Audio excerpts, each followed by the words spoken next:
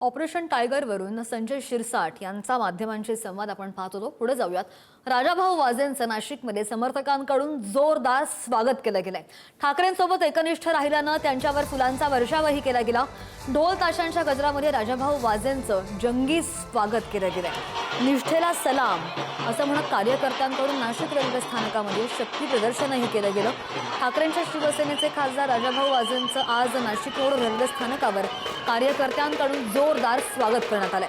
पक्षांतराच्या नाट्यादरम्यान उद्धव ठाकरेंसोबत ठाम राहिल्यानं कार्यकर्त्यांमध्ये उत्साहाचं वातावरण आहे। इतर काही खासदारांनी साथ सोडली असली तरी राजाभाऊ वाजेंनी ठाकरेंची साथ कायम ठेवल्याची भावना कार्यकर्त्यांमध्ये आहे। ठाकरेंची साथ न सोडल्यामुळे राजाभाऊ वाजे यांचं नाशिकच्या रेल्वे स्थानकावर जंगी स्वागत करण्यात आलेलं आहे। स्वतः राजाभाऊ आपल्या सोबत आहे। भाऊ, जोरदार पद्धतीने तुमचं स्वागत करण्यात आलेलं आहे। खरं तर संपूर्ण दिल्लीची घडामोड पहिल्यांदाच नाशिकमध्ये आलेला आहात, ही स्वागत बघून काय वाटतं? आपण जो निर्णय घेतला तो योग्य आहे असं मला वाटतं आणि म्हणूनच हे सगळं स्वागत आहे।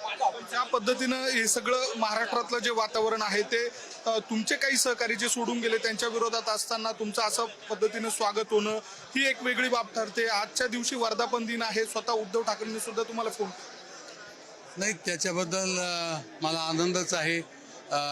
फक्त एकच भावना आहे की जे करायला पाहिजे ते मी केलंय आणि त्यामुळे मी आनंदात आहे आणि त्याचंच हे सगळं व्यक्त होत आहेत असं मला वाटतं। हे सगळं व्यक्त होत असताना कुटुंबाची प्रतिक्रिया, त्यानंतर सगळेच वरिष्ठ पातळीवरून आलेले फोन, या सगळ्या अनुषंगाने तुम्ही चर्चेत वेगळ्या अर्थाने राहिलेला आहात।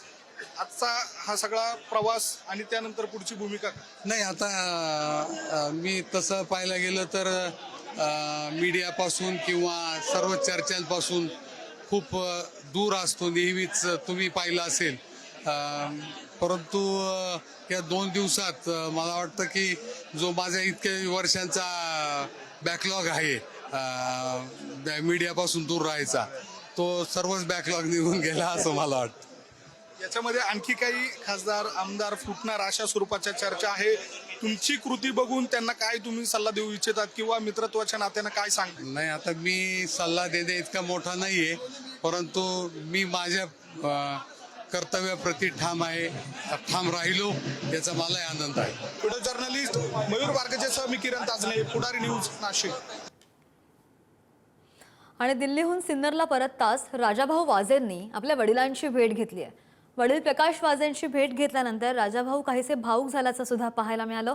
वडिलांचा शब्द पाळत वाजेंनी शिंदेंची ऑफर नाकारली होती आणि सिन्नरमध्ये राजाभाऊ वाजेंच्या भूमिकेचं सगळ्या स्तरातून कौतुक होतंय।